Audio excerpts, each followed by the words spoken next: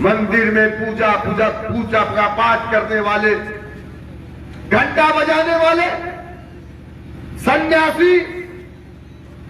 सन्यासी का मतलब दुनिया से उन्हें मतलब नहीं। लेकिन आज इस प्रदेश के मुखिया है कि नहीं है?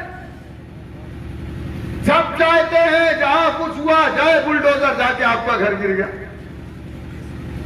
पूरे उत्तर प्रदेश में जिसकी तूती बोलती थी, चाहे वो मुख्तार रहे हो चाहे वो अतीक रहे हो, आज उनके पास अपना खुद का घर नहीं। 25 साल तक सेकुलर पार्टियों के अंदर चपरासी बने रहे, विधायक थे, 25 सालों में जेल में। बेटा विधायक बना, बेटा भी जेल में। भाई एमपी है, नोटिस ईडी की उसके पास भी। बताओ आप, अतीक अहमद जेल में, घर को तोड़ दिया गया, रहने की जगह नहीं। बड़ा बेटा जेल में, छोटा बेटा जेल में। आप उनसे ज्यादा ताकतवर हैं। आप अपने आप को, जब इलेक्शन आता ठेकेदार बन जाते हम लोग। नहीं, इस बार तो बीजेपी को हराना। अरे 75 साल से हरा रहे हो। बीजेपी को आप नहीं हरा सकते अकेले। ना बीजेपी हमारे वोटों से जीतती है, ना बीजेपी हमारे वोटों से हारती है। समाजवादी को आपने इस इलेक्शन में विधानसभा में वोट देकर के देख लिया। 82% मुसलमानों ने समाजवादी को वोट दिया था। क्या हुआ? रोक लिया आपने बीजेपी को। अरे फिरौन और नमरूद के झगड़ों में अब्दुल क्यों दीवाना होता है? बताओ मुझे। अगर फिरौन और शद्दाद लड़ रहे हैं तो उसमें अब्दुल का क्या काम है? लेकिन नहीं, फिरौन हार जाएगा तो अब्दुल पटाखा फोड़ेगा। शद्दाद के समाज की तो लिंचिंग नहीं होगी ना। फिरौन की हुकूमत बनेगी तो शद्दाद के समाज की लिंचिंग नहीं होगी ना। लिंचिंग तो अब्दुल के बेटे की होगी ना। शद्दाद का समाज जब चाहेगा तब भगवा झंडा उठाएगा, लेकिन अब्दुल तो नहीं उठाएगा ना। ना इंसाफी तो अब्दुल के साथ ना। अरे वहां तो दोनों भाई है ना। दोनों को सरकारी नौकरी मिली कि नहीं मिली? अब्दुल को क्या मिला? 27% जेल की सलाखें मिली। अगर हम इसी ना इंसाफी के खिलाफ बोलते हैं तो हमसे कहा जाता, चुप, तू तो बीजेपी की बी टीम गई ना। अल्लाह सुब्हानहू तआला इल्जाम लगाने वालों को जब तक जहन्नम में रखेगा, जब तक वो अपने इल्जाम को साबित नहीं कर पाएंगे कि हम बीजेपी की बी टीम है। और मेरी बात नहीं है, ये कुरान में है, पढ़ लेना। हम पर इल्जाम लगाने वालों, तुम जब तक जहन्नम के गले में रहोगे, जब तक तुम ये साबित नहीं कर पाओगे कि मेरा कायद बीजेपी की बी टीम। मेरे दोस्तों, मेरे बुजुर्गों, इल्जाम हमेशा हम पर क्यों लगता? क्यों लगता है? बताओ आप मुझे। मुलायम सिंह पर कभी इल्जाम नहीं लगा, खैर वो दुनिया से चले गए। कांग्रेसी हम पर इल्जाम लगाते थे, सब बीजेपी में चले गए। जो सफाई हम पर इल्जाम लगाते थे वो भी बीजेपी में चले गए। आप बताइए मुझे। मेरे दोस्तों, मेरे बुजुर्गों, मैंने आपसे कहा ना कि जमहूरियत की सबसे बड़ी ताकत सियासत। और इन लोगों ने कहा, मुझे इस बात से मैं पसंद नहीं करता कि आप कहते हैं कि ये इलेक्शन सरकार बनाना और बिगाड़ने वाला नहीं। सरकार बने बिगाड़ने हमें उससे मतलब नहीं। हम लड़ेंगे, जीतेंगे, उत्तर प्रदेश की विधानसभा में भी जाएंगे इंशाअल्लाह ताला। क्या अब्दुल ही जिम्मेदार है? 2019 का पार्लियामेंट का इलेक्शन हुआ, अब्दुल की पार्टी लड़ी थी। बताओ आप, लड़ी थी? हम तो नहीं लड़े ना। उत्तर प्रदेश में 300 सीट बीजेपी पूरे हिंदुस्तान में, और 65 सीट बीजेपी और उसका अलायंस जीत करके आया उत्तर प्रदेश में। क्यों? हम पूरे हिंदुस्तान में 3 सीटों पर लड़े थे। औरंगाबाद, जहां 21 साल से शिवसेना का एमपी था, और कांग्रेस पार्टी, राष्ट्रवादी कांग्रेस उसको नहीं हरा पाई थी। किसने हराया? मजलिस इत्तेहादुल मुस्लिमीन ने अकेले अपने दम पर हराया।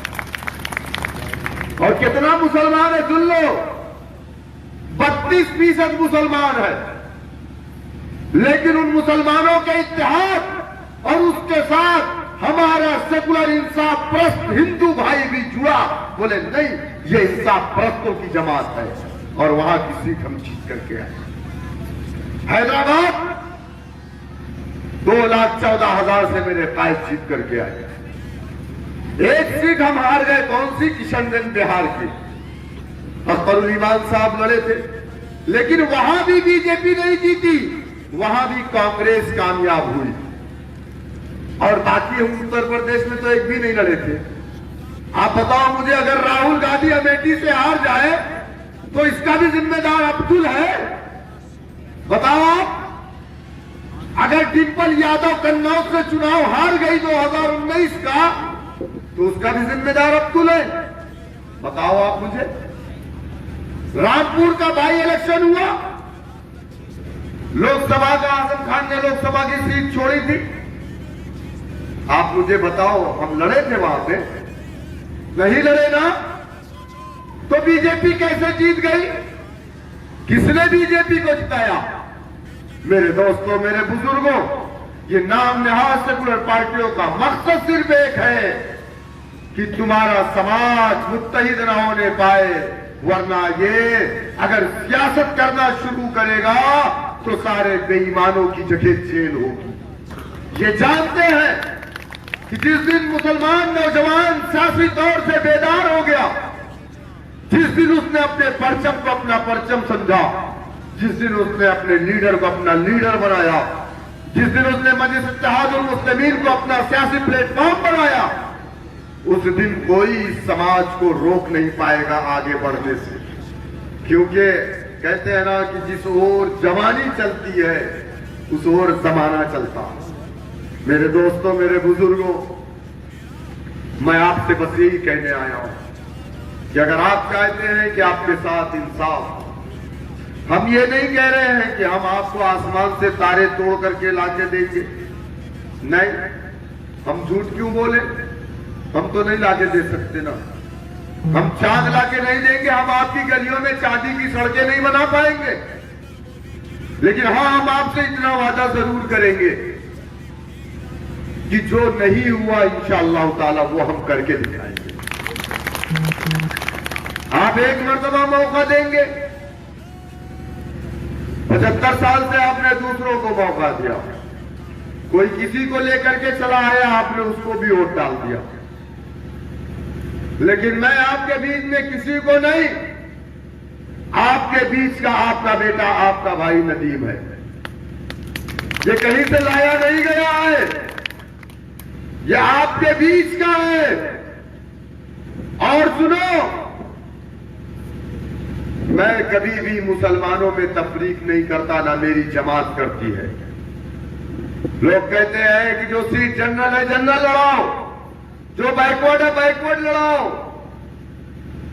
हम कहते हैं नहीं, जिस सीट पे अच्छा इंसान हो, इंसाफ परस्त हो, इंसाफ करने वाला हो, अपनी नगर पंचायत को खूबसूरत बनाने वाला हो, अपने लोगों को दुख दर्द में शरीक होने वाला हो, वो कोई भी हो, इंशाअल्लाह ताला हम उसको चुनाव लड़ाने के लिए तैयार हैं।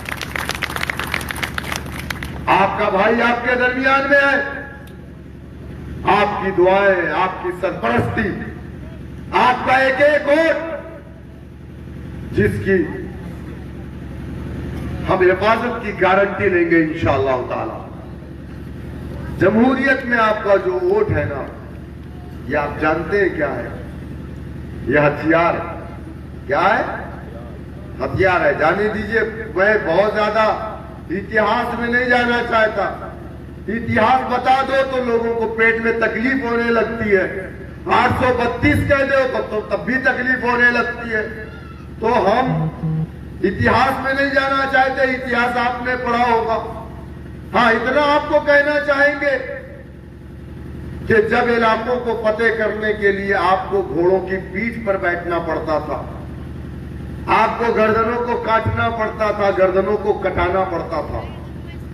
तब बैलेट नहीं हुआ करता था, जिसकी तलवार में ताकत होती थी वही इलाके का बादशाह हुआ करता था।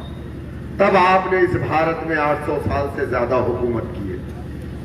तब भी भारत वर्ष में आप अक्सरियत में नहीं थे, तब भी आप अकलियत में थे, तब भी आप अल्पसंख्यक थे, लेकिन तब आपके अंदर हुकूमत करने का जज्बा था, हौसला था, हिम्मत थी। लेकिन आज आप अक्सरियत में नहीं है, आज आप अकलियत में है, ठीक उसी तरह। ना आज आपको किसी की गर्दन को काटना है, ना अपनी गर्दन को कटाना है। जमहूरियत में सबसे बड़ा हथियार आपका वोट है। इसी वोट के हथियार से आप जिसको चाहोगे तख्त पर बैठा दोगे, जिसको चाहोगे तख्त पर लेटा दोगे। ये आपकी वोट की ताकत है। मेरे दोस्तों, मेरे बुजुर्गों, मेरी आपसे यही अपील है कि बहुत जल्द इलेक्शन का अनाउंसमेंट होने वाला है। हो सकता है 13, 14, 15 तक आचार संहिता लग जाए, हम दोबारा आपके दरमियान में आए या ना आ पाए। हम कोशिश करेंगे इंशाअल्लाह ताला कि बैरिस्टर साहब को भी इस मर्तबा भोजपुर की सरजमीन पर लाएं। हम कोशिश करेंगे इंशाअल्लाह।